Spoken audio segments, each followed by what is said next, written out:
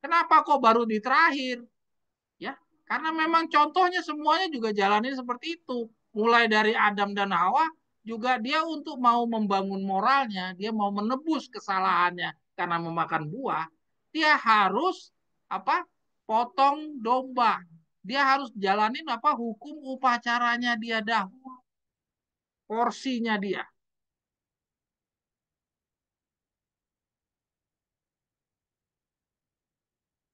Dan kita pun juga demikian. Kita juga sebagai contoh saingan dari lambang 40 hari murid-muridnya Yesus. Ya, kita tahu murid-muridnya Yesus itu dia di dalam pendidikan 40 harinya dia membangun moral. Karena dia hasil dari 3,5 tahun terbukti dia masih mencintai dirinya. Dia masih ingin punya kedudukan-kedudukan. Dan itu harus dibuang di dalam 40 hari. Dan kita pun juga gitu. Sampai detik ini kita masih mencari nafkah, masih menginginkan kehidupan yang layak, kehidupan yang nyaman, yang tidak penuh kesulitan, penderitaan, yang bebas daripada masa depan yang suram lah dan segala macam. Itu masih kita kejar. Tidak berbeda kita dengan murid-muridnya Yesus. Ya. Nah, di dalam pendidikan contoh saingannya 40 hari, nanti kita juga diwajibkan harus sama seperti murid-murid Yesus. Tidak lagi peduli sama dirinya. Ya, Paul Petrus tidak lagi peduli sama dirinya, apakah dia dibunuh, apa tidak, itu tidak ada kepedulian lagi. Ya, dahulunya dia bahkan sampai menyangkal-nyangkal Yesus. Ya, kenapa? Itu artinya dia masih mencintai dirinya. Ya, jadi artinya pertanyaan Tante Siana tadi bagus sekali. Kenapa kok baru sekarang? Karena kita adalah contoh saingan daripada murid-muridnya Yesus. Ya, jadi pendidikan moralnya baru di 40 harinya. Bukan pendidikan moralnya bukan di 3,5 tahun. Di 3,5 tahun dia belajar nubuatan-nubuatan, dia belajar upacara-upacara, hukum-hukum upacara. Ya, baru di halaman di 40 harinya dia membangun moral. Dan hukum upacaranya pun juga masih dibukakan di awal-awal pendidikan 40 harinya. Sebagaimana contohnya juga murid-muridnya Yesus diberitahu tentang kerajaannya Daud itu kerajaan Yesus itu tidak akan pernah ada didirikan di dalam dunia ini. Ya, pada saat itu. Ya, dan kematiannya Yesus 3 hari 3 malam 3 hari di dalam perut bumi itu dijelaskan di dalam awal-awal 40 hari.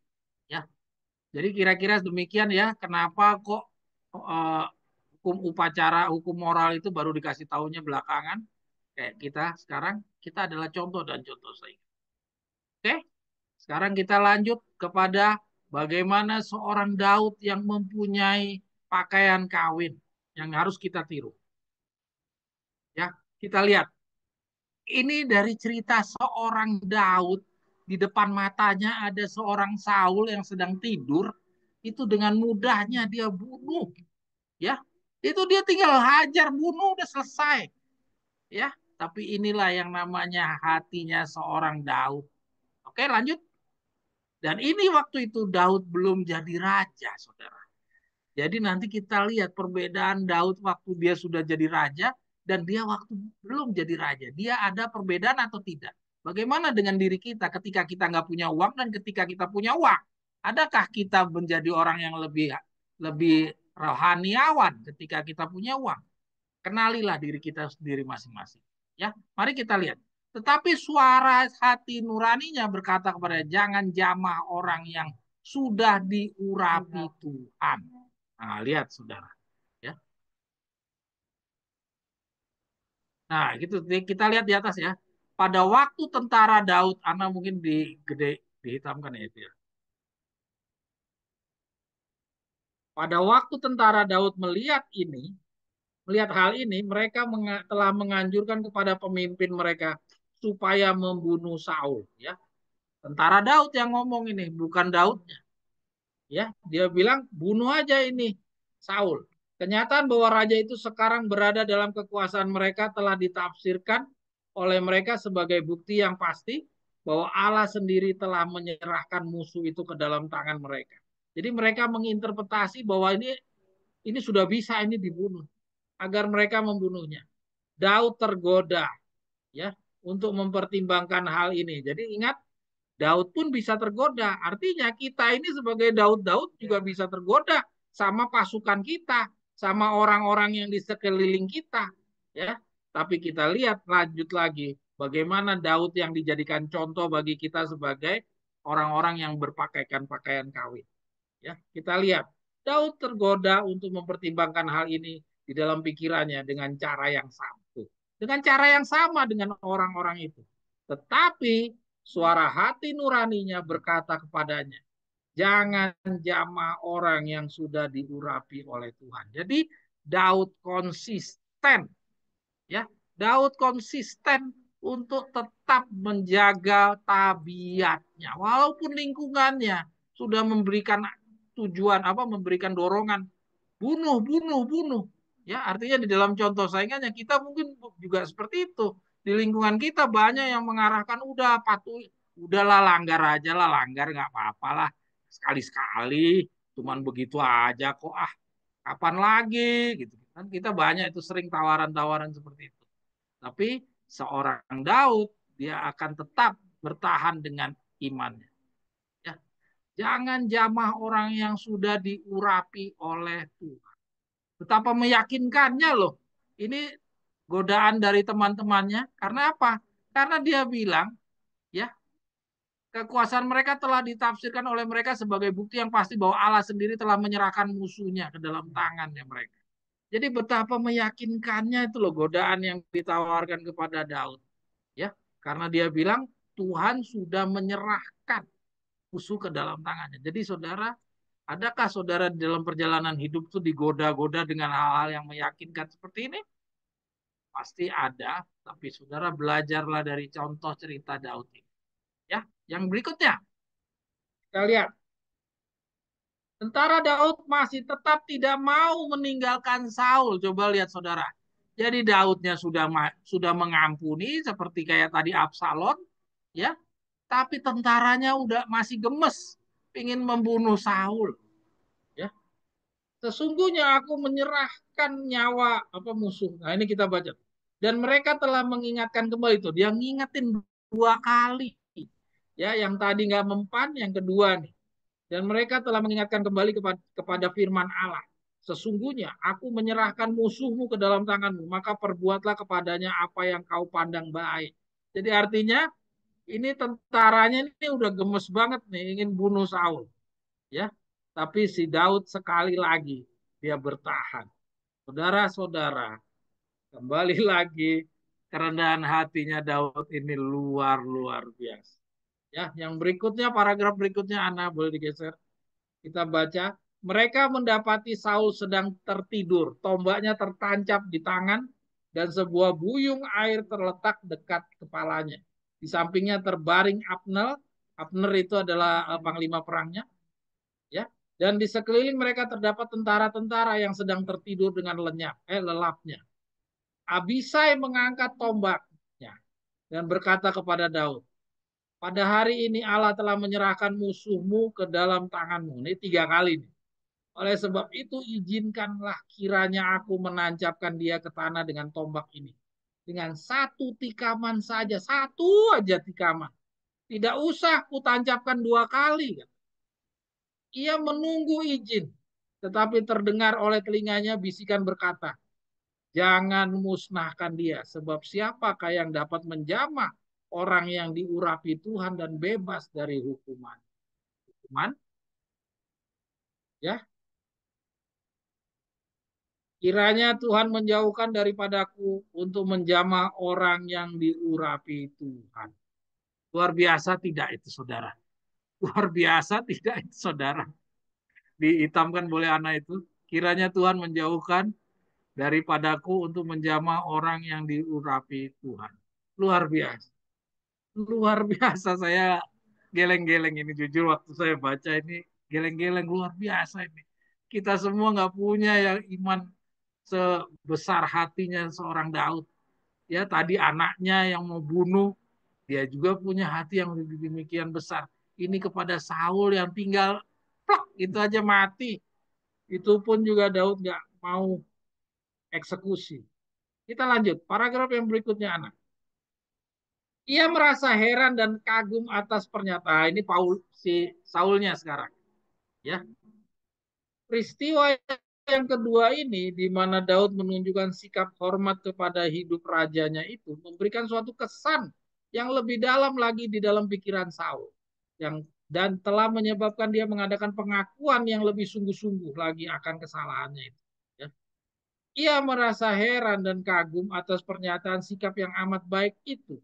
Pada waktu akan berpisah dengan Daud, Saul berseru, diberkatilah kiranya engkau anakku Daud, apa jua pun yang kau perbuat, pastilah engkau sanggup melakukan.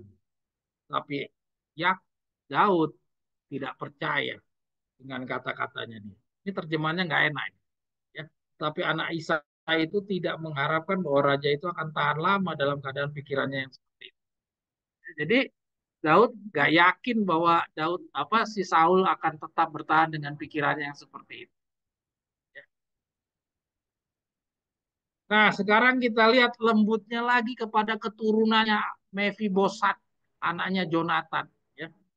Saudara lihat, jadi setelah sama bapaknya dia rendah hati, dia bagaimana ketika dia sudah jadi raja. Kalau tadi dia belum jadi raja. Setelah dia jadi raja, adakah Daud berubah menjadi orang yang lain? Mari kita lihat lagi, seorang Daud. Ya, sekali lagi saya katakan seorang Daud.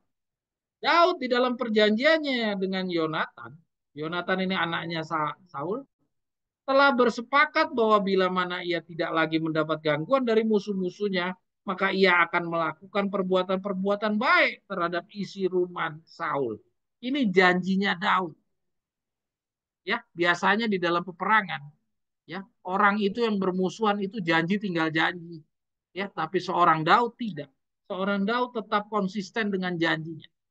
Di dalam kemakmurannya, sambil mengingat perjanjian ini, di dalam kemakmuran, jadi artinya Daud sudah duduk di dalam posisinya yang tinggi. Sambil mengingat perjanjian ini, ia bertanya, masih adakah orang yang tinggal dari keluarga Saul? Maka aku akan menunjukkan kasihku kepadanya oleh karena Yonatan. Jadi Yonatannya juga udah meninggal, Saulnya udah meninggal, dia masih ingat sama janjinya. Jadi artinya hanya Daud saja yang ingat dengan janji itu. Tidak ada orang lain yang ingat sama janjinya. Jadi kalau Daud melanggar janjinya, nggak ada yang tahu. Kepadanya diberitahukan bahwa ada anak-anak Yonatan, Bosat yang lumpuh semenjak lahirnya. Jadi lihat, anak ini nggak pernah tahu tentang janjinya bapaknya kepada Daud.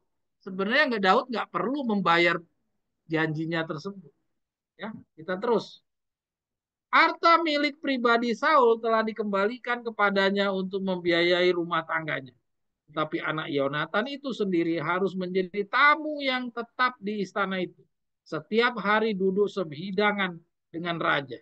Melalui laporan-laporan dari musuh Daud, Mefibosat telah memendam rasa sakwa sangka terhadap Daud sebagai seorang perampok. Tapi penerimaan Daud yang murah hati dan sopan santun itu dan kebajikannya yang terus-menerus telah menawan hati orang muda itu. Ia menjadi terikat erat kepada Daud dan seperti Jonathan ayahnya, ia merasa bahwa perhatiannya adalah satu dengan perhatian raja yang telah dipilih oleh Allah.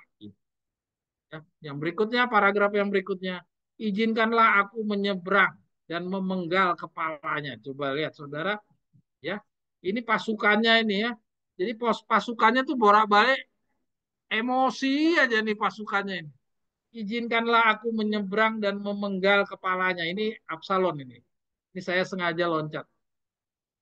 Tetapi raja melarangnya, sedangkan katanya anak kandung yaitu Absalomku ingin mencabut nyawaku. Terlebih lagi sekarang orang Benyamin ini, biarkanlah dia dan biarkanlah ia mengutuk. Sebab Tuhan telah berfirman kepadanya demikian. Mungkin Tuhan akan memperhatikan kesengsaraanku ini. Dan Tuhan membalas yang baik kepadaku sebagai ganti kutuk orang itu pada hari ini. Jadi Tuhan, coba saudara lihat, jadi seorang Daud, dia menyerahkan, ya, menyerahkan pembalasan itu biarlah Tuhan yang membalas. Jadi Daud sama sekali tidak mau tangannya dikotori. Ya. Dia tetap bertahan dengan kerendahan hati. Ya, yang berikutnya kita lihat lembutnya hati Daud ditegur oleh Abigail dan Nabi Nathan. Ya, Ini juga sama ya, Abigail itu istri orang kaya yang bernama Nabal ya. Dia ingin melindungi, jadi si istrinya ini ingin melindungi Nabal. Karena Nabal ini tidak jujur ya, dia minta perlindungan ya. Dia minta perlindungan, pasukannya Daud sudah melindungi, tapi dia tidak mau bayar ya. Jadi Abigail datang supaya Nabal tidak dibunuh. Dan Abigail datang, ternyata diterima sama Daud. Ya, Daud mendengar apa yang diminta oleh Abigail. Dengan rendah hati ia menerima teguran itu. Kita baca yang di bawah. Dengan rendah hati ia menerima teguran itu sesuai dengan kata-katanya. Biarlah orang benar memalu dan menghukum aku. Itulah kasih. Tetapi janganlah minyak orang fasik menghiasi kepala. Penuh kebenaran. Banyak orang apabila ditegur merasa bahwa adalah terpuji jika mereka menerima teguran itu tanpa kesabarannya. Tapi betapa sedikitnya orang yang menerima teguran dengan rasa syukur dan mengucapkan berkat bagi mereka yang berusaha menyelamatkannya dari jalan yang jahat. Ya, jadi saudara lihat bagaimana rendah hatinya seorang Daud. Ya, dia terima kasih ditegur sama Abigail.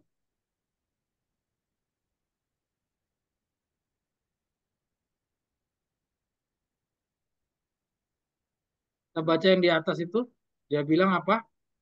Abigail adalah seorang penegur dan penasihat yang bijaksana. Amarah Daud hilang di bawah kuasa pengaruh dan pertimbangannya. Ia telah diyakinkan bahwa ia telah mengambil jalan yang tidak bijaksana dan telah kehilangan kendalinya atas rohnya sendiri. Jadi seorang Daud ini juga bisa marah. Ya, seorang Daud ini sama kayak kita, bisa emosi ketika kita direndahkan, diremehkan. Tapi kembali lagi kita disuruh belajar dari pribadinya Daud. Yaitu apa? Dia bersedia ditegur, ya, dia bersedia ditegur oleh si Abigail, ya. Kita mau nggak ditegur sama orang lain, ya? Kita cenderung bahkan kita menyerang orang yang menegur kita, ya. Pengalaman diri kita masing-masing pelajari lah. Adakah saudara itu akan menerima ketika ditegur orang lain? Bukankah saudara akan menyerang kembali orang yang menegur saudara? Padahal orang yang bersenggur saudara nggak punya masalah sama saudara. Tapi karena saudara ditegur, saudara merasa tersinggung, saudara menyerang juga orang yang menegur saudara. Itu kan yang terjadi selama ini. Ya, marilah kita belajar dari pengalaman Daud ini. Kita disuruh berubah. Ya. Belajarlah untuk rendah. Ya. Tetapi betapa sedikitnya orang yang menerima teguran dengan rasa syukur dan mengucapkan berkat bagi mereka yang berusaha menyelamatkannya dari jalan yang jahat. Katanya terlalu sedikit orang yang seperti itu. Dan orang yang sedikit ini salah satunya adalah Daud. Jadilah orang yang sedikit. Calon 144.000 ini selalu jadi orang yang tersedikit. Karakternya adalah orang-orang yang paling tersedikit, bukan dari orang yang karakter yang paling banyak. Ya, jadi artinya calon 144.000 itu selalu berbeda dari orang-orang pada umumnya. Kalau orang pada umumnya ke kiri, dia ke kanan. Ya, orang-orang menyukai, dia membenci. Orang-orang pergi ke sana, dia menghindari. Kira-kira itu yang kita harus pahami dari cerita seorang Daud. Selanjutnya, nah ini juga soal Nabi Nathan, ya.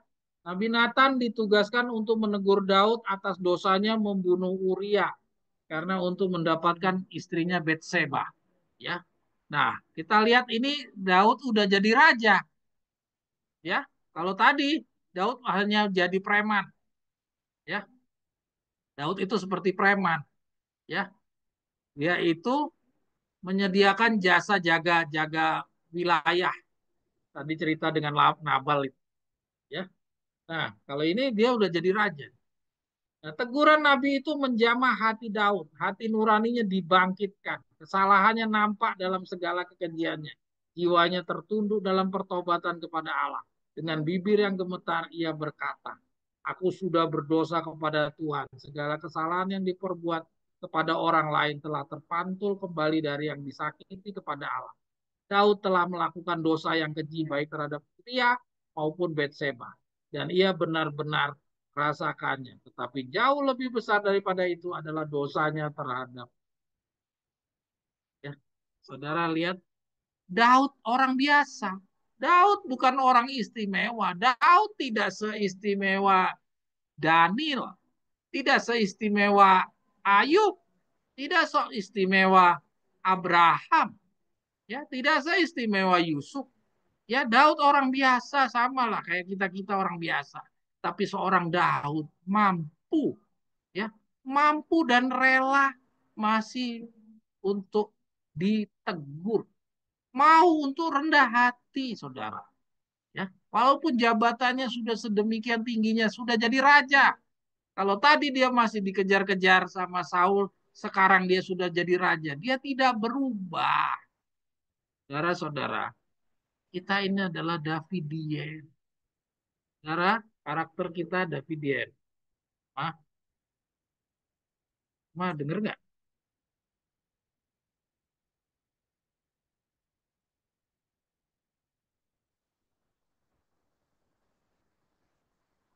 Ini ini pelajaran penting, saudara, karena kita mau punya pakaian kawin di pesta perkawinan, kita harus seperti Daud. Kurang dari ini, kurang daripada Abraham, kurang daripada dari Yusuf, kurang daripada Ayub, kurang daripada Daniel. Itu tidak akan bisa kita jadi calon-calon 144.000. Bacaannya ada yang bunyi seperti itu. Kesempatan yang dahulu-dahulu pernah kita baca sama-sama. Ya, dalam contoh yang kita baca ini adalah seorang Daud. Ini adalah bagaimana usaha kita untuk mempunyai pakaian kawin, saudara-saudara sekalian. Ya,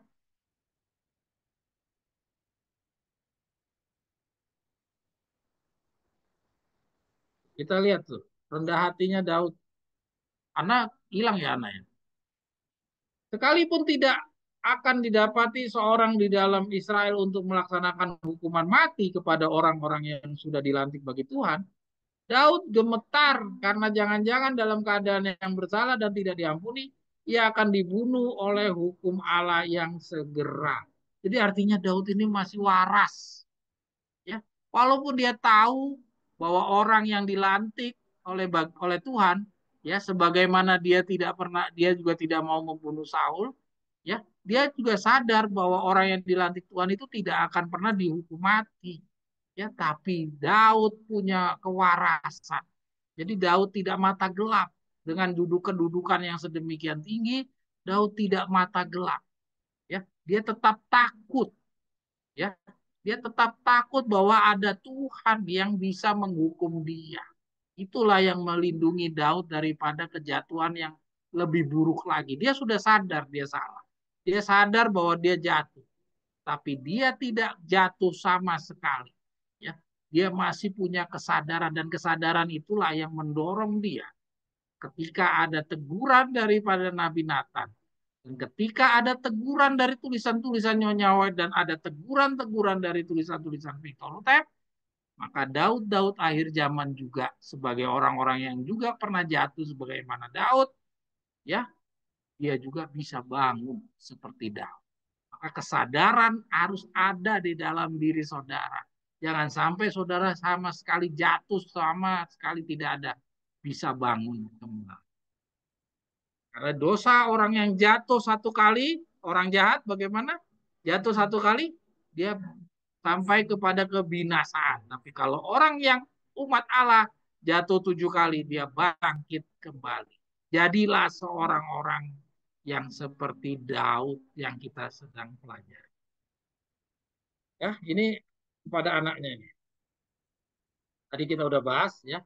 Ini Yoab. Sekarang kita baca yang Yoab. Anak boleh geser kepada yang anak bawahnya anak. Bawahnya lagi anak. Nah, kita lihat Yoab.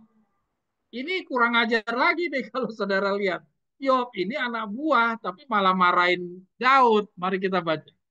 Yoab dipenuhi oleh kemarahan. Allah telah memberikan kepada mereka sebab untuk menang dan bersuka-suka pemberontakan yang terbesar yang pernah terjadi di antara orang Israel telah dihancurkan. Tapi kemenangan besar ini telah diubah menjadi satu perkabungan bagi dia yang kejahatannya telah menumpahkan darah ribuan orang yang gagah berani. Pemimpin yang berani ini, yaitu Yoab, pergi menghadap kepada raja dan dengan beraninya berkata, pada hari ini engkau mempermalukan semua hambamu yang telah menyelamatkan nyawamu pada hari ini dan nyawa anak-anakmu laki-laki dan perempuan. Dengan mencintai orang-orang yang benci kepadamu dan dengan membenci orang-orang yang cinta kepadamu. Karena pada hari ini engkau menunjukkan bahwa panglima-panglima dan anak-anak buah tidak berarti apa-apa bagimu. Bahkan aku mengerti pada hari ini bahwa seandainya Absalom masih hidup dan kami semua mati pada hari ini, maka hal itu kupandang baik. Oleh sebab itu bangunlah dan pergilah keluar dan berbicaralah menenangkan hati orang-orangmu. Sebab aku bersumpah demi Tuhan apabila engkau tidak keluar, maka seorang pun tidak ada yang tinggal bersama-sama dengan engkau pada malam ini. Dan hal ini berarti celaka bagimu, melebihi segala celaka yang telah kau alami sejak kecilmu sampai sekarang. Betapa kasarnya, bahkan kejamnya teguran kepada raja yang hatinya terluka itu. Daud tidak menolaknya. Luar biasa ya. Jadi Daud itu lagi sakit hati, dikejar-kejar sama anaknya. Si panglimanya Yoab marah-marahin dia. Kalau manusia itu sudah nggak tahan itu. Pasti dihabisin ini. Kurang ajar kamu, saya lagi terpuruk begini. Kamu ikut-ikutan. Tapi bagaimana Daud? Daud tidak menolaknya. Menyadari bahwa jenderalnya itu benar, ia pergi ke pintu gerbang dan dengan kata-kata yang penuh semangat dan pujian itu telah menyambut tentara yang berani itu sementara mereka berbaris oleh kuati. Saudara sekalian, saya mau ngajak saudara bacaan yang paling terakhir ini. Ya, yang berikutnya ini adalah rendah hati. Ini saya ambil dari postingannya saudara Oi. Ya, saudara Oi posting di dalam grup. Kita ambil ini di dalam buku manuskrip ya. Ya, manuskrip ya. Kita coba ikuti ya yang ada di dalam manuskrip ini. Kita langsung loncat saja. Kita baca yang dihitamkan yang besar. Orang berdosa jarang merasa benar dalam hal teguran. Nah, coba lihat ya. Betapa berbedanya karakter Daud yang di bawah itu ya. Jadi orang berdosa itu jarang benar, ya, jarang merasa benar dalam teguran. Jadi orang berdosa jarang merasa benar dalam hal teguran. Jadi nggak mau ditegur intinya, ya. Rata-rata orang berdosa itu nggak mau ditegur, tapi berbeda dengan Daud. Ya, jadi artinya Daud ini orang berdosa juga, tapi berdosanya Daud ini dia berbeda, ya. Mari kita baca. Berbedanya bagaimana? Kita baca. Meskipun ia telah berdosa, ketika Tuhan mengirimkan teguran keras kepadanya, ia selalu tunduk di bawah hajaran Tuhan. Saya ulangi, ia selalu tunduk di bawah hajaran Tuhan.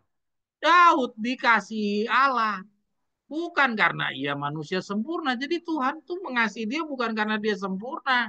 Ya, Davidian ini bukan orang sempurna. Ya, ini belum menjadi manusia baru loh seorang Daudnya ini. Ini masih Daud-Daud yang biasa, ya. Maka itu nama Davidian itu dikasih nama Davidian karena pribadi Daud inilah yang dituntut daripada kita. Kita diharapkan mempunyai karakter yang seperti Daud. Ya, maka saudara-saudara yang mengaku orang Davidian, marilah berjuang mempunyai karakter yang seperti Daud. Ya, kita terus. Ini Daud belum berubah jadi manusia baru aja, Daud sudah jauh di atas kita rata-rata. Ya, Daud dikasihi Allah bukan karena ia manusia sempurna, tapi karena ia tidak suka menentang kehendak Allah yang telah dinyatakan.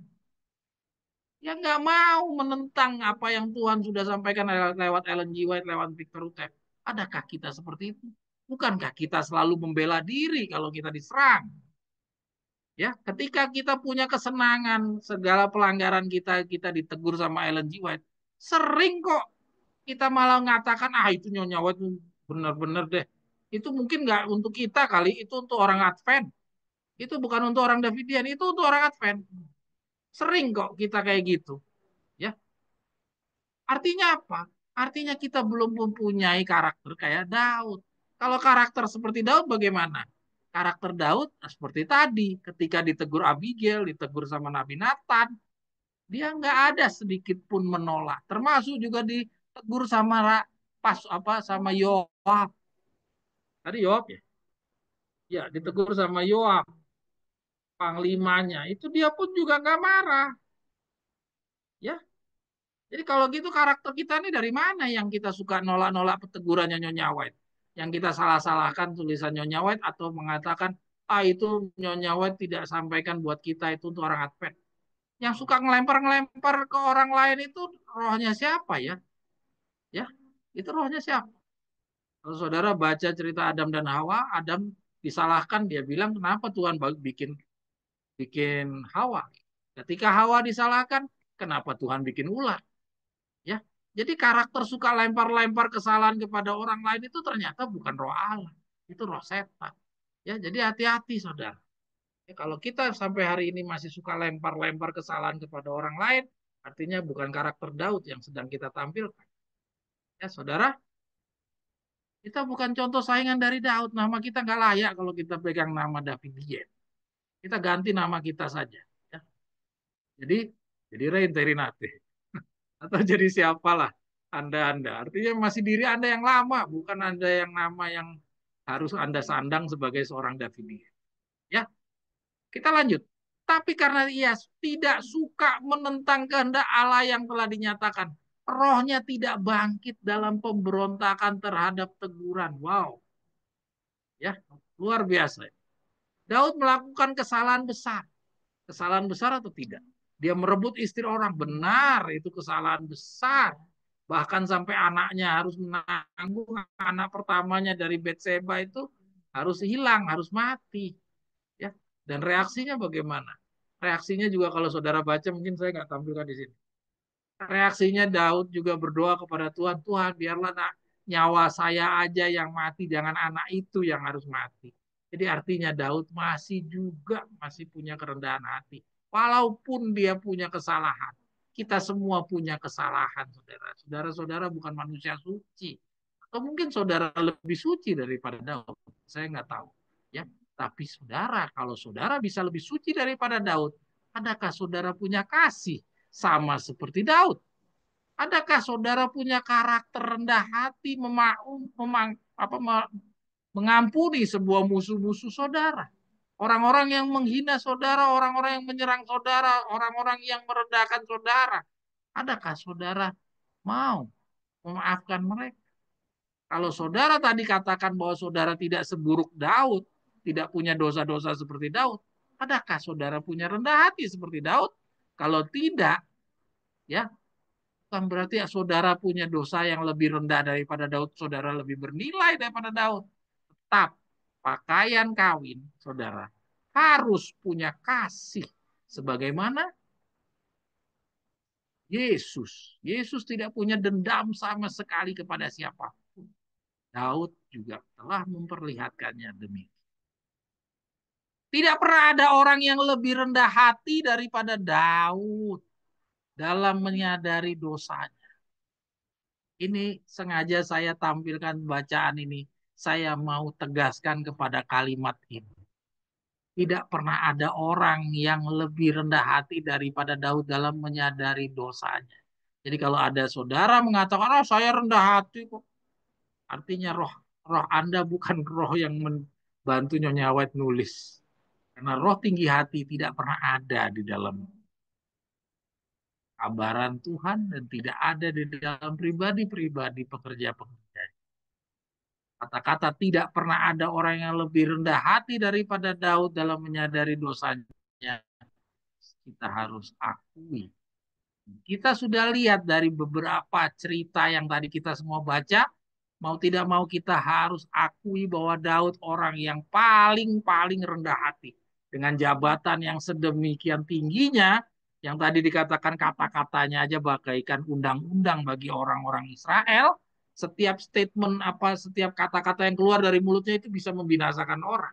Tapi Daud sama sekali tidak lancang atau tidak sembarangan dia menggunakan kata-katanya.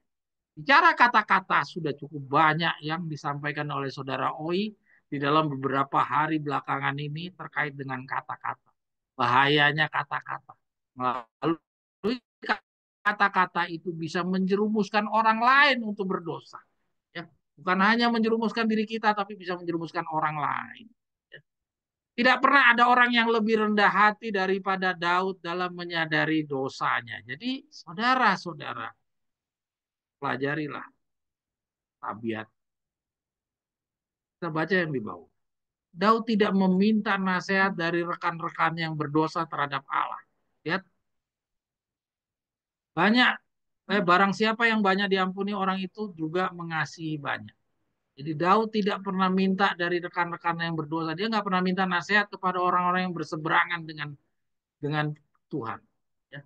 Keputusan Allah diterima sebagai keputusan yang adil dan penuh belas kasih. Jadi nggak ada tawar-tawar. Oh, betapa banyak orang yang berjalan dalam kebutaan dan menuntun orang lain di jalan yang sama. Ya, jadi udah berjalan di dalam kebutaan, dia juga ngajak orang lain jalan di jalan yang sama. Di mana kedua-duanya harus binasa karena mereka tidak mengindahkan teguran. Manuskrip 1A tahun 1809. Oke, saudara sudah dapat yang namanya bagaimana contoh pakaian kawin. Saudara-saudara sekalian, sebagaimana sudah saya sampaikan kepada saudara, bagaimana cara belajar Alkitab, belajar firman Tuhan. Tuhan memberikan amaran, dan selain amaran, dia berikan contoh. Dan kita sudah sama-sama pelajari dari prinsip bahwa tidak ada contoh bagi setiap kebenaran harus ada contohnya.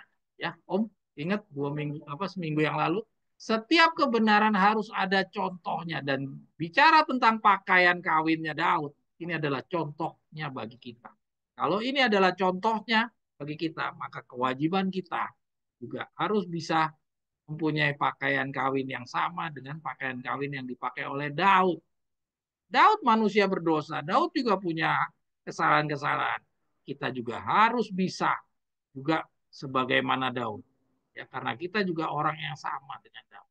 Punya pengalaman yang pelanggaran-pelanggaran.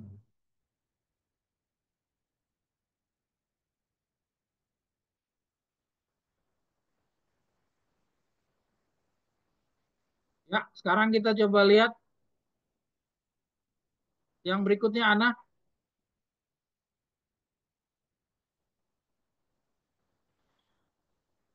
Ya, ini screenshot di kasusnya yang tadi ya saya tampilkan ke saudara ya. Ini saudara sudah semakin paham ya duduk persoalan dari studi kasus kita ini ya. Jadi yang satunya tadi bilang kasih tanpa perlu ada nubuatan itu orang Advent ya, yang orang Advent, orang Davidiannya dia bilang tidak perlu kasih, yang penting nubuatan ya. Sudah terjawab kan tadi, kira-kira dari pengalaman Daud kita kita boleh abaikankah kasih? Jelas tidak. Karena kita sudah dapatkan tadi dari perumpamaan tentang pesta kawin, ya, pakaian kawin. Kita sudah lihat bahwa pakaian kawin itu tabiat.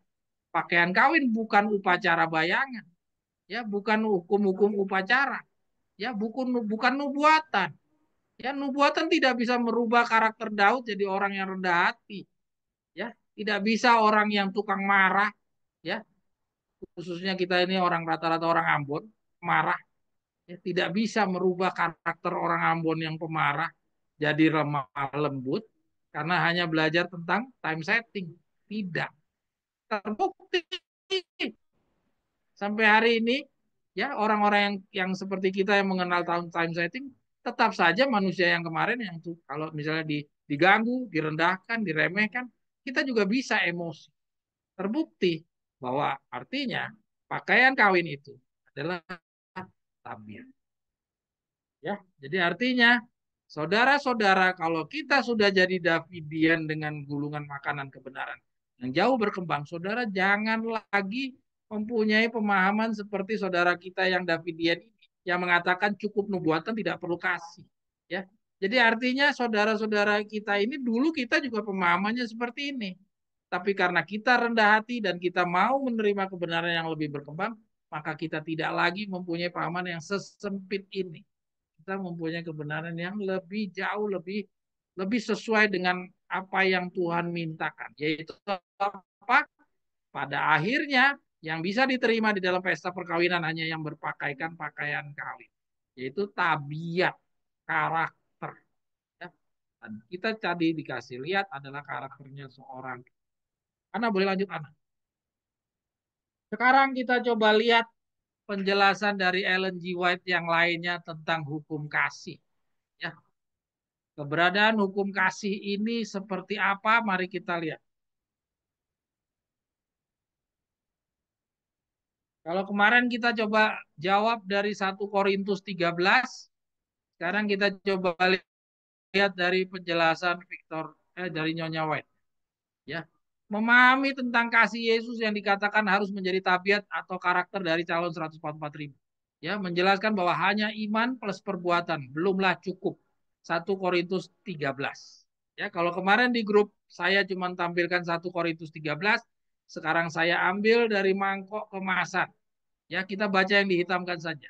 Sekalipun aku dapat berkata-kata dengan semua bahasa manusia dan bahasa malaikat, tapi jika aku tidak mempunyai kasih, aku sama dengan gong yang berkumandang dan canang yang gemerincing.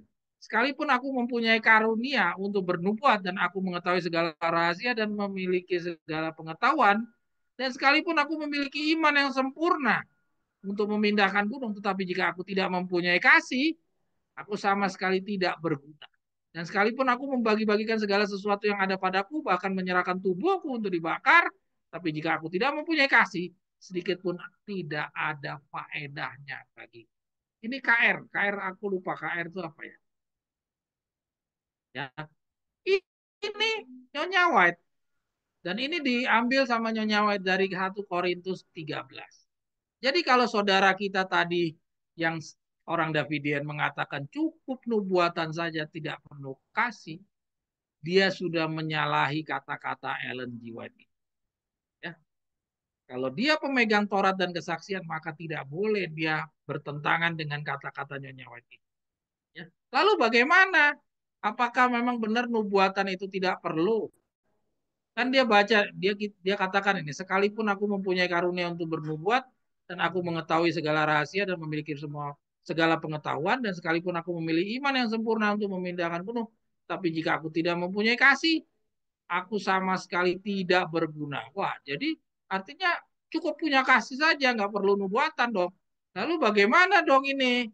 Ya, ini kan nggak boleh kita buang, nggak boleh kita junjung tinggi satu tulisan, kita abaikan tulisan yang lain. Lalu bagaimana dong? Nah, itu yang menjadi pertanyaan kita kan. Coba kita geser ke bawah, Ana. Ya, kita lanjut dulu. Terus, namun jika ia tidak digerakkan oleh kasih, dia akan dianggap oleh Allah sebagai orang yang suka memperdaya sendiri atau seorang munafik yang berambisi. Wow. Jadi benarkah si orang Advent tadi yang menjunjung tinggi kasih? Benarkah orang Advent itu jadi benar? Ya, kita lanjut. Jadi nubuatan apakah tidak perlu? Kita biarkan dulu. Kita belajar jadi siswa ya. Jangan kita ngatur-ngatur tulisan Nyonya White atau Victor Utek. Kita biarkan dulu mengalir. Oke, lanjut Ana. Yang dihitamkan aja. Kasih itu tidak melakukan yang tidak sopan dan segala macam. Kasih itu tidak bersuka cita dengan ketidakadilan, nah, dan seterusnya dan seterusnya. Ya. Oke, terus Ana. Demikianlah tinggal ketiga hal ini, yaitu iman, pengharapan, dan kasih. Dan yang paling besar diantaranya ialah kasih. Wow, ya, kasih, saudara. Jadi lihat nubuatan jadi nggak penting kalau kita baca nyawet ini. Ya, kita terus. Untuk memahaminya, kutipan berikut memberikan pengertian kepada kita. Banyak orang yang mengaku menyembah Allah, padahal mereka bergantung atas usaha-usaha mereka sendiri menurut hukumnya, untuk membentuk sebuah tabiat yang benar dan untuk mendapatkan keselamatannya. Kisah para Rasul. Terima kasih. Terima kasih ya. Hati mereka bukannya digerakkan oleh perasaan yang mendalam akan kasih Kristus. Melainkan mereka berusaha membentuk tanggung jawab hidup Kristen sebagaimana yang diwajibkan Allah bagi mereka dalam rangka memperoleh surga. Agama yang demikian tidak ada gunanya. Ya, jadi kalau orang membentuk sebuah tabiat yang benar dan untuk mendapatkan keselamatan atas usaha-usaha mereka untuk menurut hukumnya. Banyak orang yang mengaku menyembah Allah, padahal mereka bergantung atas usaha-usaha mereka. Ya, dia bilang melainkan mereka berusaha membuat tanggung jawab hidup Kristen sebagaimana yang diwajibkan Allah bagi mereka dalam rangka memperoleh surga. Agama yang demikian tiada guna. Ya, ini beberapa waktu yang lalu kita sudah membandingkan antara melaksanakan kewajiban ya dan melaksanakan menjadikan kasih sebagai tabiat. Jadi kalau kita hanya melaksanakan firman itu hanya sebagai kewajiban, ya, tapi tidak menjadi tabiat kita, itu artinya kita sedang menjalankan agama secara dijadikan sebagai beban. Kalau kita jadikan pelaksanaan firman itu hanya sebagai kewajiban, itu sama saja itu adalah beban. Kalau kita jadikan itu suatu kewajiban, maka agama yang demikian katanya tidak ada gunanya. Kita harus jadikan tabiat, harus jadi karakternya kita. Diri sendiri haruslah dilupakan. Kasih kepada Kristus akan menjadi sumber pancaran perbuatan yang baik. Barang siapa yang merasa kasih Allah tidak ada, saya tidak akan menanyakan betapa kecil kasih yang diberikan untuk memenuhi syarat tuntutan Allah. Mereka tidak akan meminta ukuran yang rendah, melainkan bertujuan untuk menuju kesempurnaan sesuai dengan kehendak penebus. Mengaku pengikut Kristus tanpa kasih dalam mendalam seperti ini hanyalah omong kosong belaka, formalitas yang kering serta pekerjaan yang amat hina. Ya, intinya kalau kita cuma melaksanakan kewajiban, ya, artinya itu agama demikian tidak ada gunanya. Kita harus mempunyai kasih Kristus di dalam diri kita. Ya. Mengaku pengikut Kristus tanpa kasih mendalam seperti ini hanyalah omong kosong belaka, formalitas yang kering serta pekerjaan yang amat ini. Oke, lanjut anak. Ini bicara tentang kasih. Kita belum dapatkan jawaban tentang bagaimana nubuatan itu, kedudukan nubuatan dan kedudukan kasih itu bagaimana. Sekarang kita coba lihat di dalam jawaban dari tanya jawab jilid 2, buku tanya jawab jilid 2,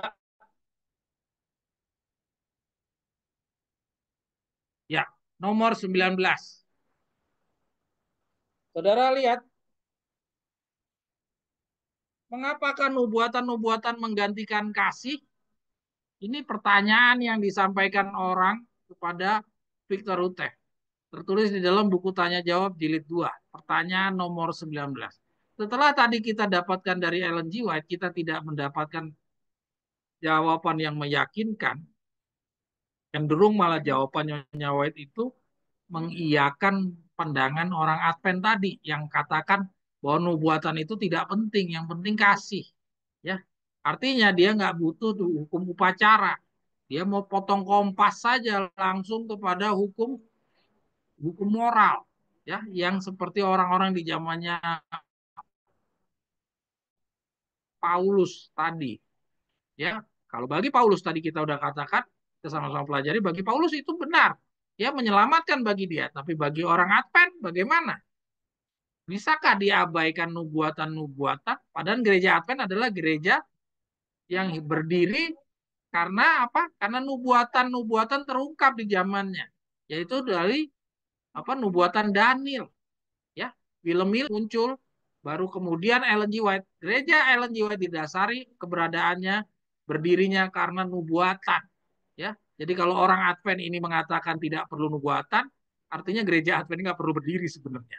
Ya, kalau dia cuma mau pakai kasih-kasih aja, artinya sebenarnya dia itu yang namanya dia ini namanya apa, orang Protestan yang bergereja hari Sabat. Ya, Sekarang kita coba cari jawabannya dari Victor. Mengapakah orang Davidian tidak lebih banyak menggunakan Dela? Apa Ana boleh kata dulu ke pertanyaannya Ana? Mengapakah orang-orang Davidian tidak lebih banyak menggunakan waktu untuk mengajarkan kasih Kristus? Bagian Alkitab yang terpenting itu daripada mengajarkan nubuatan-nubuatan. Bukankah ini yang jadi andalannya si orang yang tadi di dalam studi kasus kita? Ya, jadi orang yang di dalam studi kasus kita dia mengabaikan nubuatan, dia menjunjung tinggi kasih. Sama seperti pertanyaan orang ini. Dia bilang kasih itu bagian Alkitab yang terpenting. Salahkah? Bagian Alkitab yang terpenting benar. Tapi apakah iya cukup kasih saja, tidak perlu nubuatan? Ya, bolehkah kasih menggantikan nubuatan? Mari kita baca jawaban Victor Hugo. Jawab, orang Davidian mengikuti prosedur ini karena sebab Injil yang berbunyi. Kita juga memiliki suatu perkataan nubuatan yang lebih pasti. Maka baiklah kamu memperhatikannya. Ya, jadi nubuatan pasti dan kamu harus memperhatikannya. Jadi kita harus yang pasti-pasti. Nggak boleh kita yang kira-kira. Ya, terhadap yang pasti ini kamu harus perhatikan. Oke, lanjut. Kita langsung yang dihitamkan aja, Ana.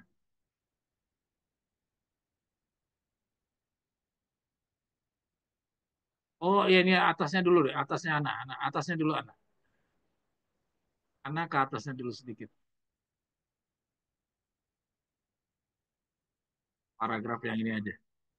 Lagi, oh, lagi pula sekiranya nubuatan-nubuatan kurang penting dibandingkan dengan bagian-bagian Alkitab lainnya, maka mengapakah Tuhan menugaskan hamba-hambanya menulis sekian banyak?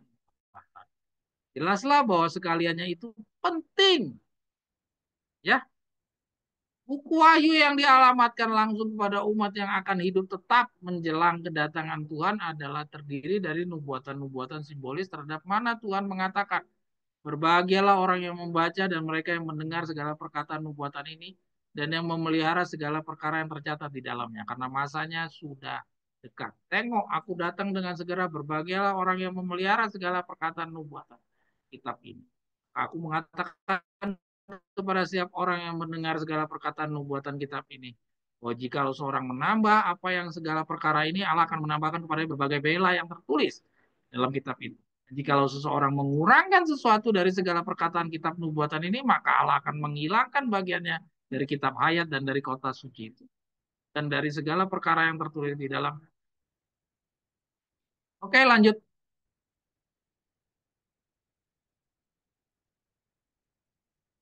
Nah, di sini baru kita dapat jawabannya. Benar bahwa kasih Yesus adalah sangat diperlukan. Namun dengan hanya mengkhotbahkannya, tanpa mengkhotbahkan doktrin-doktrin dan nubuatan-nubuatan, tidak akan bermanfaat apapun juga bagi orang. Ah, terima kasih Victor Utep. Jadi Victor Utep sudah memberikan jawaban kepada kita, ya, bahwa benar kasih Yesus itu sangat diperlukan, tapi tidak bisa berdiri sendiri. Ya, kita juga harus menggunakan doktrin-doktrin, ya, dan nubuatan-nubuatan. Tidak akan bermanfaat apapun juga bagi orang kalau cuman kasih saja. Jadi nggak ada gunanya. Orang Advent yang tadi bilang nubuatan itu dibuang, cukup kasih saja nggak ada gunanya. Ya, seperti yang kita sudah sampaikan, seandainya orang Advent itu mau seperti Yesus 100%, ya bahkan sampai biarkan dirinya perutnya ditusuk lah segala macam, ya dia misalkan tidak marah, tidak emosi, tapi kalau dia tidak mempunyai doktrin-doktrin dan nubuatan-nubuatan, tidak akan bermanfaat apapun juga bagi orang itu. Kasih yang dia punya seperti itu tidak akan ada manfaatnya. Ya, jadi artinya apa? Mari kita baca yang di bawah lagi, Ana.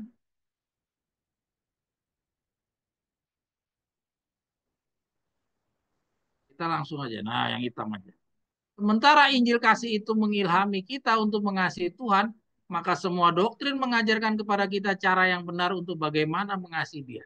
Ya, jadi semua doktrin mengajarkan kepada kita cara yang benar untuk bagaimana mengasihi Dia. Dan terang nubuatan-nubuatan mengendalikan kaki kita pada jalan yang lurus. Dan sempit itu sepanjang perjalanan sampai ke kota Allah. Sama seperti halnya di malam hari, lampu-lampu mobil menunjukkan kepada kita jalan menuju ke rumah. Tanpa sekaliannya itu, maka kita tak dapat tiada akan segera kehilangan jalan, bertabrakan dan berberantakan di dalam kegelapan. Suatu kehancuran dan kematian yang tak disangka-sangka. Dengan demikian, sementara kita memerlukan yang satu, maka kita pun sama memerlukan yang lainnya. Oleh sebab itu, orang-orang Davidien, ya, yang pakai nama Davidien, mengkombinasikan kedua-duanya, yaitu mengajarkan kasih Yesus melalui doktrin-doktrin dan jalan menuju kerajaan itu melalui nubuatan. Terjawab? Terjawab, saudara? Kalau tadi dari Ellen G. White seakan-akan cukup kasih saja, ya, yang didasarkan kepada 1 Korintus 13, ya, mengiyakan, tampaknya mengiyakan si orang Advent, ya. Terus yang jawaban Victor Utep ini hitungannya mengklirkan, ya, meluruskan semua kekacauan pandangan. Baik orang Adventnya tadi kacau, dia bilang tidak perlu nubuatan, cukup kasih saja. Demikian juga jawaban Victor Utep ini meluruskan kekacauan dari jawaban orang Advent, orang Davidian juga, yang mengatakan cukup nubuatan saja, tidak perlu kasih. Saudara lihat, jawaban Victor Utep sudah memberikan suatu kelurusan terhadap permasalahan yang terjadi. Ya. Jadi kedua-duanya itu perlu, yang seperti katanya apa, nubuatan itu seperti lampu-lampu mobil. Ya, dia mengendalikan jalannya, mengendalikan kaki kita pada jalan yang lurus dan sempit sepanjang perjalanan sampai ke kota Allah. Ya, jadi sama seperti lampu mobil katanya. Ya, lampu mobil itu adalah nubuatan. Jadi nubuatan itu kan memberikan jalan, meramalkan hal-hal yang ada di depan. Ya, jadi dari lampu-lampu mobil itu menunjukkan supaya langkah kita itu tidak masuk lubang, ya, tidak kena batu, tidak bertabrakan, kita bisa menghindari ada gangguan-gangguan. Itu adalah gunanya lampu. Ya. Tapi tidak cukup kalau cuma punya lampu. Yang butuh lagi apa? Berpakaikan pakaian kawin tidak ini orang yang penumpang di dalam kendaraan ini. Jangan sampai kamu cuma punya lampu, tapi pas sampai di lokasi, kamu ternyata tidak berpakaikan pakaian kawin. Nah, itu kan tadi kita udah baca kalau kamu cuma punya kasih, kamu nggak punya nubuatan, itu tidak akan bermanfaat apapun. Demikian juga kalau kamu punya, pengertiannya adalah sama. Kalau kamu cuma punya lampu-lampu, tapi kamu tidak punya kasih, padahal yang diterima di dalam pesta perkawinan itu adalah tabiatnya kamu. Jadi sama-sama kurang kalau saudara cuma punya satu bagiannya saja. Ya, di sini sudah dijawab sama Victor Uteh, harus punya kedua-duanya. Jadi Ana boleh kembali lagi kepada tadi bagan, sistem hukum ganda, Ana, biar kita lihat lagi bagan yang tadi, Ana.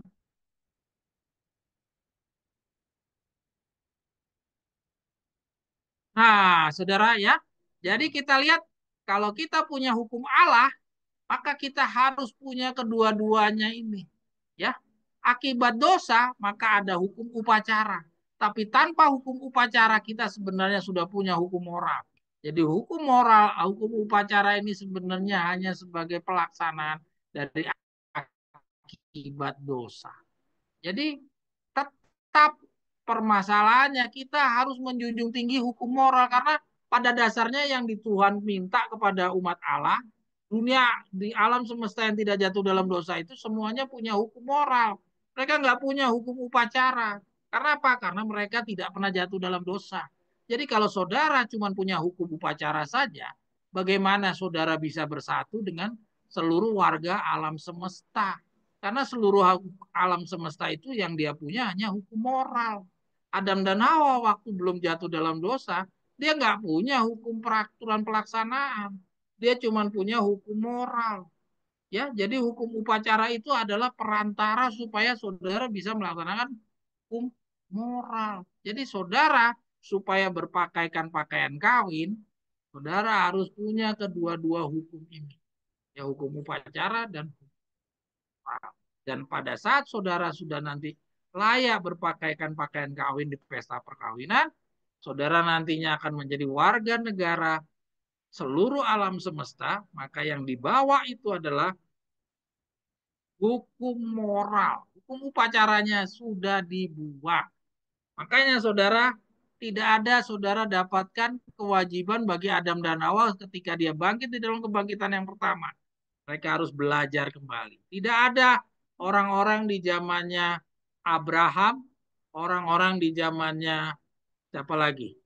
Ya, rasul-rasul tidak perlu dia belajar lagi tentang hukum-hukum upacara tentang apa Yeskel pasal 9 144.000 ya tentang pengadilan orang mati, pengadilan orang hidup, dia nggak perlu belajar. Dia tidak perlu belajar 7 trompet, tidak perlu belajar 7 metrai, ya. Dia nggak perlu belajar. Kenapa? Karena itu semua adalah hukum-hukum peraturan yang berlaku hanya sementara selama dosa itu ada. Ya, mereka yang dia butuhkan adalah hukum moral. Karena hukum moral ini sesuai dengan pelajaran yang kita sudah pelajari sistem hukum ganda, ya, hukum moral inilah yang akan dibawa untuk selamanya.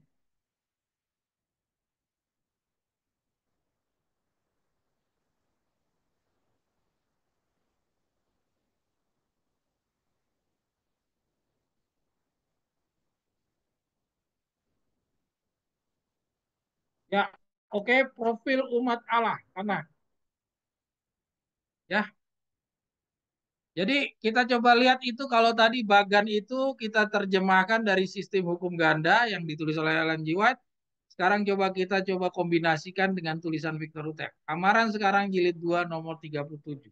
Salahkah kalau kita mengatakan bahwa harus dikombinasikan antara perbuatan dengan hukum moral tentang hukum kasih, ya, tentang kasih?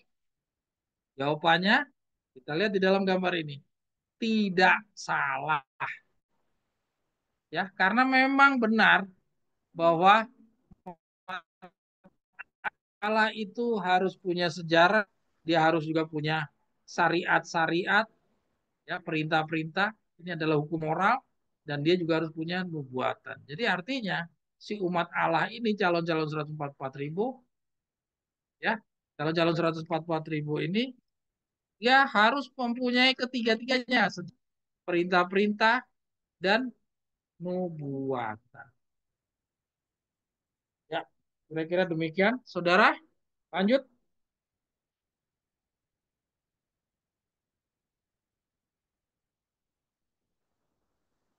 Sekarang setelah kita sudah bisa memahami bahwa kedudukan hukum hukum moral itu keberadaannya bagaimana, kita harus pahami dahulu sebelumnya, harus kita kuasai dulu hukum upacara, baru kita bisa beranjak kepada hukum yang berikutnya itu hukum.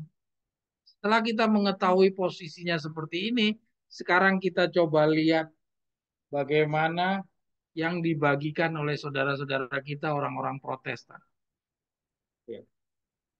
Sekarang kita bisa memahami kedudukan kutipan-kutipan ayat-ayat yang disampaikan oleh saudara-saudara kita. Boleh dibesarkan, Anak? Ya, yang pertama kita coba lihat. Ini orang Protestan yang masukkan. Sebab lebih baik menderita karena berbuat baik jika hal itu dikehendaki Allah daripada menderita karena berbuat jahat. Saudara, mau saya tanya sama saudara sekalian. Salahkah orang Protestan ini memasukkan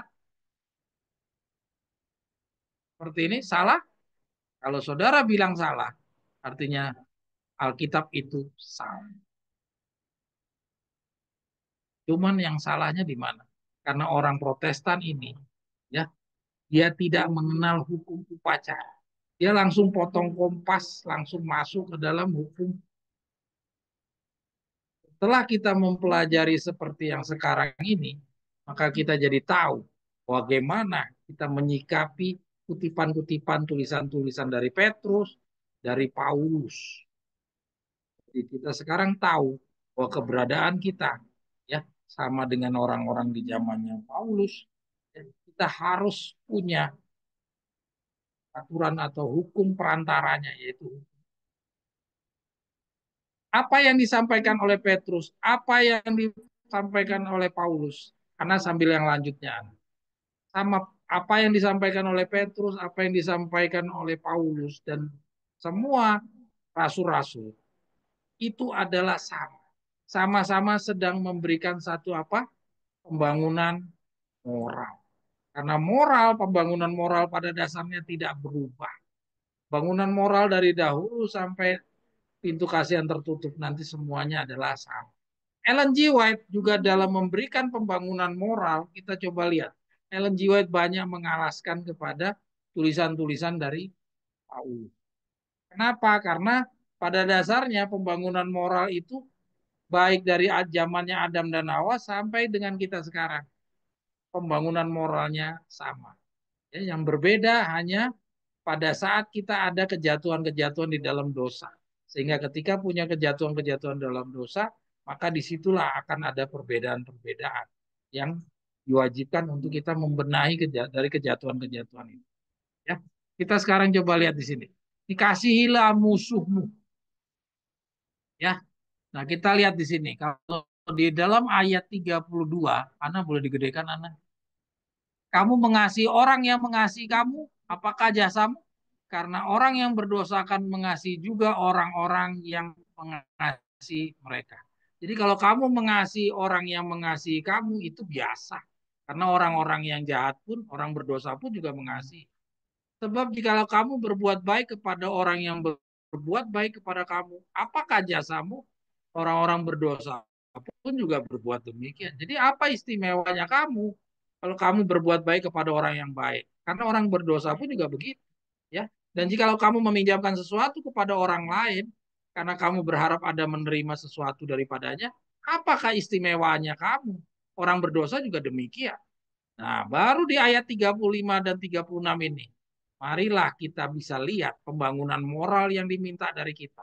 Ya. Tetapi kamu, kasihilah musuhmu dan berbuatlah yang baik kepada mereka. Dan pinjamkan dengan tidak mengharapkan balasan. Maka upahmu akan besar dan kamu akan menjadi anak-anak Allah yang maha tinggi. Sebab ia baik terhadap orang yang tidak tahu berterima kasih dan terhadap orang yang jahat. Saya ulangi, tetapi kamu kasihilah musuhmu dan berbuatlah baik kepada mereka yang pinjamkan dengan tidak mengharapkan balasan. Bukankah ini tadi kita sudah dapatkan dari pribadi seorang Daud? Ya, Daud mengasihi Saul, Daud mengasihi Absalom, ya, Daud mengasihi Abitar, siapa itu tadi? Ya, Yoab, ya, Abdonia, ya, semua tidak ada yang dibunuh sama Daud. Baru mereka diambil dihukum mati setelah kematiannya Daud. Artinya bukan tangan Daud yang membuat mereka mati. Ya. Jadi kita bisa lihat bahwa kalau yang 32 sampai 34 itu biasa. Kita diminta untuk yang ayat ke-35. Oke? Hendaklah kamu murah hati sama seperti Bapakmu adalah murah hati. Adakah saudara lihat ayat ini sudah tidak relevan pada saat sekarang? Jelas ayat ini masih relevan. Ya, jadi apa yang disampaikan oleh orang-orang Protestan mengutip dari tulisan Paulus, dari ayat-ayat Perjanjian Baru itu semuanya masih relevan. Karena pembangunan moral dari zaman dahulu ya begitu, ya. Karena memang moral ini adalah tidak ada perubahan. Yang berubah itu karena akibat daripada kejatuhan kita di dalam dosa. Kewajiban-kewajiban untuk mengangkat kejatuhan dalam dosa itu ya adalah banyak hukum-hukum upacara dibangunkan kepada kita. Sehingga dari hukum-hukum upacara itulah yang kita harus mengikuti perkembangannya. Bagi orang yang tidak mau mengikuti perkembangan dari hukum upacara, maka dia tidak akan didapati layak untuk berlanjut kepada didikan yang berikutnya yaitu hukum upacara. Ya, kenapa kok orang-orang Protestan punya postingan-postingan dari Matius, Markus, Lukas, Paulus itu tidak salah, ya, masih relevan sampai sekarang. Kenapa? Jawabannya adalah apa? Karena mereka gelap sebagian, ya. Dia bukan sesat, tapi dia gelap sebagian, ya. Dia sebagiannya gelap, sebagiannya terang. Nah, sebagiannya terang adalah bagian yang disampaikan dari tulisan-tulisan Paulus, tulisan-tulisan rasul-rasul. Walaupun dia tidak sampaikan di bawah terang dari mangkok keemasan, tapi kita sudah bisa sama-sama baca dalam hal pembangunan moral, nyawa tidak berbeda jauh. Pengertiannya dari sumbernya yaitu Alkitab. Ya. Tapi kalau hukum upacara, karena itu memang ditulis di dalam bahasa-bahasa rahasia, maka pengertiannya diperlukan nabi-nabi akhir zaman. Diperlukan interpretasi dari juru kabar Tuhan, ya, nabi-nabi akhir zaman untuk menginterpretasi. Untuk hal-hal yang seperti pembangunan moral, ya, ini walaupun juga di akhir zaman semuanya karena Tuhan berbicara melalui Ibrani 1 ayat 2, Tuhan berbicara melalui hambanya, melalui anaknya, melalui roh nubuat, maka bagi kita yang di akhir zaman ini kita baca melalui roh nubuat. Tapi kalau kita baca secara langsung untuk hukum moral, itu tidak jauh berbeda pengertian. Apa jawabannya? Ya seperti tadi. Karena gereja-gereja Kristen semua pada umumnya, ya, gereja Kristen semuanya adalah gelap sebagian. Mereka bukan gelap gulita, ya, tapi gelap sebagian. Ya, sebagiannya lagi yang dia punya kegelapan adalah apa? Karena dia tidak mempunyai hukum acara. Oke, kira-kira mungkin demikian ya. Kutipan-kutipan yang berikutnya coba Ana boleh ditampilkan aja.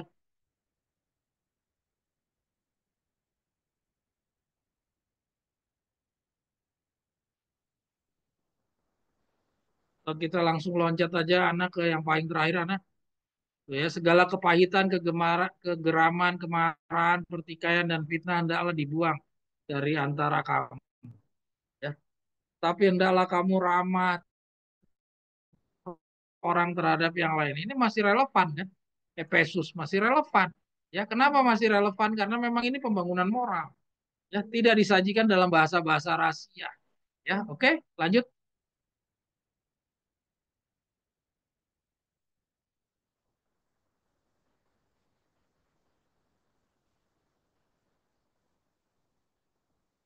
Oke, yang ke-17 anak. Mungkin 5 menit terakhir kita coba baca yang ke-17 anak. Ah, ini dia. Pengaruh yang harus kita takuti bukanlah orang yang menentang dengan terang-terangan, tetapi orang yang mengaku diri Kristen, tapi tidak hidup seperti orang Kristen. Nah, ya. Jadi yang kita takutkan itu bukan dari orang-orang yang terang-terangan, tapi orang-orang yang setengah-setengah, ya, orang-orang sekam, ya, setengah hati, ya, orang-orang yang juga apa mempunyai hukum-hukum upacara, tapi dia tidak berpakaian pakaian kawin. Dosa akan telah mendatangkan malapetaka ke atas segenap bangsa itu. Itu dosa satu orang murka Allah telah turun ke atas segenap sidangnya sampai pelanggaran itu diselidiki dan dibuang. Pengaruh yang harus paling ditakuti oleh gereja bukanlah pengaruh dari orang-orang yang menentang dengan terang-terangan. Ya, Om Romeo, ingat ya Om, bukan orang yang menentang terang-terangan kayak gereja Advent itu gak usah ditakuti. Ya, yang kita khawatirkan tuh nggak usah orang yang terang-terangan nolak, orang-orang kafir dan penghujat-penghujat, tapi pengaruh dari orang-orang yang pakai baju rapi-rapi, yang ngomongnya manis-manis, ya, pengaruh dari orang-orang yang mengaku diri Kristen, ya, mengaku diri Kristen kan orang-orang yang ngomongnya manis-manis ini, tetapi tidak hidup seperti orang Kristen. Apa maksudnya tidak seperti orang Kristen? Bukankah dia seperti orang Kristen? Mereka inilah yang telah menahan berkat-berkat Allah dan Israel dan menyebabkan kelemahan di antara Pengaruh-pengaruh yang sama sedang bekerja dewasa ini dengan perantara mereka yang berusaha menjelaskan hukum Allah sedemikian rupa untuk menyesuaikannya dengan kebiasaan mereka. Golongan ini tidak menyerang hukum dengan terang-terangan, melainkan mengemukakan teori-teori yang bersifat mengadu, yang melemahkan prinsip-prinsip. Mereka menjelaskannya agar dapat merusak kekuatannya. Coba Om, lihat apa yang dirusak. Dia ngajarkan tentang persatuan. Ya, minggu yang lalu kita sudah belajar tentang persatuan. Bisakah persatuan diterapkan? Ya, kalau persatuan kita dengan orang-orang yang mempunyai tipu di mulut, ya, hati-hati. Artinya, bagaimana orang bisa punya tipu di mulut? Bagaimana orang bisa tambah-tambah dan kurang-kurang? Kita harus ingat roh apa yang memimpin orang yang menambah-nambah dan kurang-kurang. Kalau rohnya berbeda, bolehkah kita bersatu? Nah, kalau saudara kita menawarkan persatuan, bukankah orang yang seperti ini yang dikatakan oleh Nyonya White di tulisan ini? Orang-orang yang beginilah yang kita khawatirkan. Kalau dia penolak kebenaran, itu terang-terangan dia tolak, itu tidak berbahaya. Tapi orang-orang yang seperti ini, ya, yang mengampuni atau bertolerir terhadap pelanggaran hukum, orang-orang yang begini yang berbahaya. Ingat, roh Allah tidak pernah bersatu dengan roh ke penyesat, tidak pernah jadi satu. Jadi kalau ketika ada orang nambah-nambah dan kurang-kurang mengatakan 144.000 dan bersama-sama, terus ada yang anti time setting, terus kita suruh bersatu dengan mereka, kita harus sadar apa yang mendorong mereka anti time setting, apa yang mendorong mereka nambah-nambah dan kurang-kurang.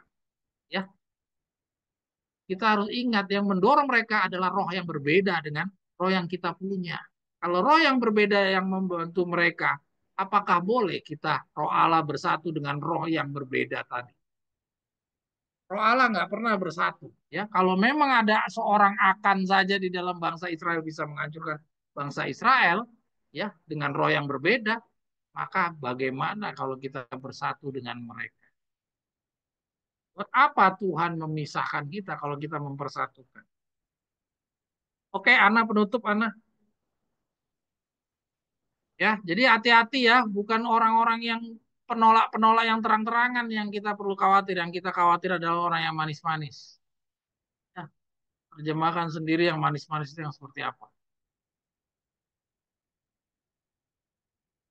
Karena pekabaran tongkat gembala pada saat dia datang tidak manis-manis. Kabaran Victor Hutef datang itu disampaikan dengan apa? Memecah ketenangan. Ya, jadi kalau ada orang datang dengan bawakan dengan yang manis-manis, jelas itu bukan pekabaran Victor Hutef.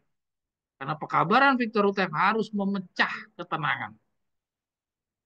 Ya, saya nggak tahu apakah suara saya ini memecah ketenangan atau tidak. Apa yang saya sampaikan ini memecah ketenangan atau sedang memuji-muji saudara atau menghibur-hibur saudara semua.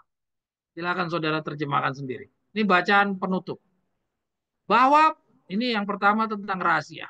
Bahwa perkara-perkara Allah yang rahasia seperti halnya nubuatan-nubuatan yang dirahasiakan ini betapapun sederhananya, semuanya itu tidak akan dapat diungkapkan oleh manusia-manusia berdosa.